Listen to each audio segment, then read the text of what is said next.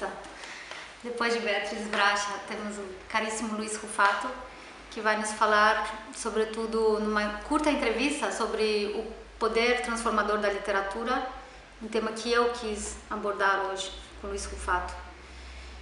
Bem-vindo, Luiz Rufato, em Viena. Estamos na residência do embaixador, onde o Luiz Rufato está sendo acolhido. Hoje à noite haverá o lançamento do livro, da tradução de Estive em Lisboa e falei com você, Estive em Lisboa e lembrei de você, na tradução de Michel Kegler. A entrevista vai ser curta porque daqui a pouco já estamos indo para a Biblioteca Municipal, onde será apresentado e lançado o livro. A minha primeira pergunta, ela já vem com uma citação do Werner Kofler, autor austríaco, sucessor de Thomas Bernhard, que acreditava que, desconstruindo a história da Áustria, e sobretudo da Caríntia, da região de onde ele vem, ele conseguiria transformar a realidade dos leitores. Esse seria, assim, o ponto de partida? Bom, primeiro, obrigado por essa oportunidade de a gente estar conversando aqui. Na verdade, esse talvez seja um paradoxo e um angustiante, né, para os escritores que acreditam realmente que a literatura tem que ter algo a mais que simplesmente o prazer da leitura, né, que evidentemente tem que haver o prazer da leitura. Eu acredito que há uma necessidade da literatura de transcender, né? E transcender, o que seria transcender? Transcender seria a capacidade do texto de ele ter sido escrito num determinado tempo e num determinado espaço, e ele poder ser compreendido em outro determinado tempo e outro determinado espaço, né? E se ela é traduzida até mesmo em outra determinada língua, né? Isso talvez seja o poder transcendente do texto. Agora, eu pelo menos, e acredito que o Werner Kofler também pensava assim, quer dizer, o desejo, né, é de que a literatura transformasse a realidade objetiva, né? Ou seja, ela contribuísse para que houvesse transformações sociais, econômicas e políticas, etc. e tal. Eu ainda parto do princípio que, como a literatura tem o poder de transformar o leitor, e como cada leitor juntos forma uma sociedade, então, portanto, em tese, a literatura teria o poder, tem o poder de transformar a realidade. Agora, evidentemente que isso digamos assim, é o desejo, né? E é uma utopia. Eu gosto de utopias, né? Utopias aquele objeto que você coloca lá na frente e tenta alcançá-lo. Nunca vai alcançar, mas você tenta alcançá-lo, né?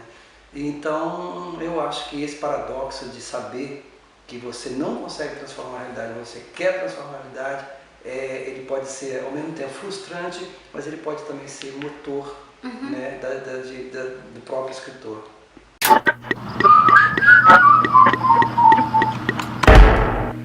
O Triste Fim de Policarpo Quaresma é uma paródia sobre si mesmo, não? De certa forma. Sim. Uma exageração, né? De querer transformar a sociedade brasileira de qualquer forma, sempre procurando outros meios. É uma boa visão do Policarpo, porque na verdade aquela ideia nacionalista que é risível, mas ao mesmo tempo é importante, né? O Lima Barreto, sem dúvida alguma, inclusive nos textos jornalísticos dele também, ele se bateu muito, né, por essa transformação. Mas a literatura tem um paradoxo interessantíssimo, na minha opinião, que é o seguinte: de todas as artes, ela é a mais exclusivista. Porque veja bem, nem o produtor e nem o receptor de música, de artes plásticas, de teatro, de cinema, eles, nem o receptor e nem o produtor necessitam obrigatoriamente de ter uma educação formal de qualidade. Mas, tanto o produtor quanto o receptor de literatura, obrigatoriamente tem que ter uma educação formal de qualidade. Mas, ao mesmo tempo, eu acho que talvez a literatura das artes todas seja a mais redentora ou a mais revolucionária, porque é a única também que exige um embate entre você e você mesmo, porque é você com o texto, não tem mediação, não tem interferência, né? Tanto isso é verdade que você pode, ao longo da sua vida, ler o mesmo texto várias vezes e aquele texto ter significados diferentes para você. Não porque ele tenha mudado, porque ele não mudou, mas que você mudou, não é? Então eu acho que esse paradoxo da literatura é muito interessante.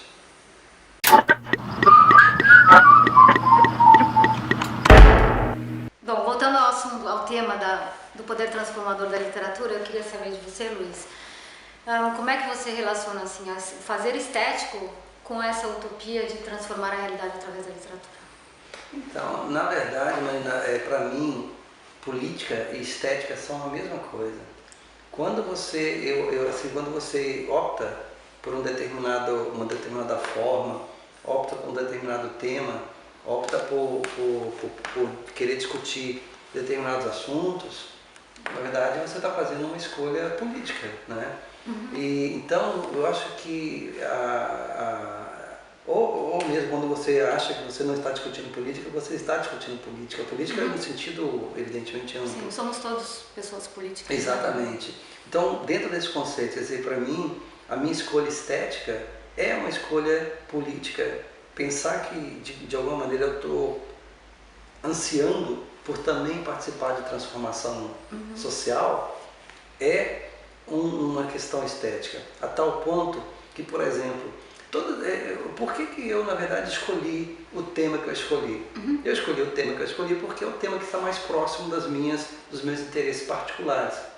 Sendo filho de pessoas pobres e tendo vivido e a minha vida passar por famílias operárias, etc. e tal, eu resolvi discutir esse ambiente. Agora, isso quase nunca esteve presente na literatura brasileira. E as poucas vezes em que esteve, ou seja, as poucas vezes em que personagens de classe média baixa apareceram na literatura, eles aparecem de uma maneira, ou são os personagens são sempre bonzinhos ou sempre mauzinhos, eles nunca têm uma complexidade psicológica e sempre eles têm um rebaixamento de linguagem, como se você pertence à classe média baixa, você chega, em termos de linguagem, ao nível da estupidez.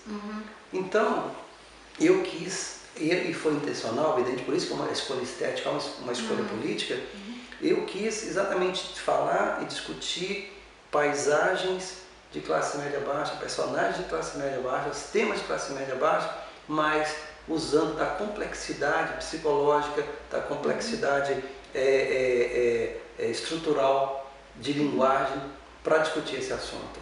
Exatamente porque eu tenho uma passagem do Oswald de Andrade que eu gosto muito, que quando ele foi para o Partido Comunista, os dirigentes do Partido Comunista falaram para ele, agora você tem que fazer umas coisas mais simples, porque aqueles livros lá, tipo Serafim Ponte Grande ou Memórias Sentimentais de Jornal, são muito complexos. E ele falou, não, eu não tenho que rebaixar minha literatura, eu quero que um dia o povo coma do biscoito fino que eu fabrico. É exatamente isso. Eu acho fascista quando você pega e usa linguagem rebaixada, faz literatura rebaixada para achar que você está prestando um serviço. Isso para mim é fascismo. Na verdade, o que eu quero é que todas as pessoas possam um dia ler a complexidade da literatura. Né? Então, basicamente para mim é isso. Quer dizer, para mim escolhas estéticas e escolhas políticas são a mesma coisa. E nesse contexto eu queria mencionar João Antônio ou Loyola Brandão. A grande questão do João Antônio para mim que é formidável, porque às vezes as pessoas acham que eu escrevo de assuntos que o João Antônio abordava, e não é verdade, ele abordava o mundo da marginalidade. Exatamente. E eu não abordo o mundo da marginalidade, não. Que não o operariado, que é outra coisa. É outra coisa, mas a grande questão para mim do João Antônio, da genialidade dele, é que ele abordou o mundo dos marginais complexificando a linguagem, complexificando os personagens de tal maneira que Malagueta, Peroso e Bacanaça de 1968, e você lê em 78, lê em 88, lê em 98, lê em 2008 e vai ler para sempre, ele é sempre transcendente. Enquanto outros livros que tentaram abordar o mesmo tema, só que fazendo esse rebaixamento de linguagem, são inelegíveis. Hoje não tem a menor importância porque tornaram-se meros documentos. E Samuel Havete também, né? Sim, Samuel Havete exatamente uma linguagem complexa, uma abordagem, uma visão de mundo complexa. e que também vai ficar, ou seja, são autores que perceberam claramente qual era como que você consegue dar esse salto.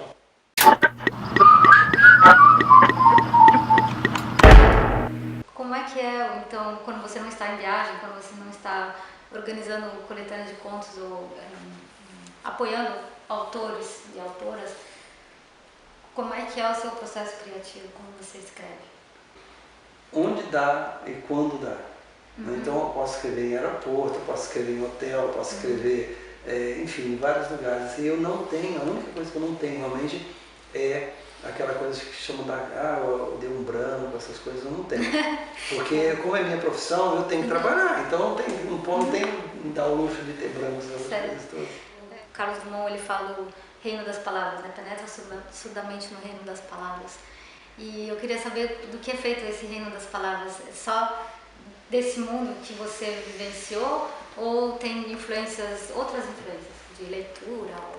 Então, isso é uma coisa curiosa, porque assim, na verdade, eu acho que nós somos feitos daquelas coisas todas que nós somos feitos, né? Então, tudo me interessa. Eu até brinco, falo, tudo que se move me interessa, sabe? Então, assim, eu gosto, evidentemente que eu sou muito convidado para falar, mas eu gosto muito mais de ouvir. Então, assim, eu tenho tido a oportunidade de exercer tanto esse papel de falar, quanto o papel da escuta, que é o que mais me interessa, né?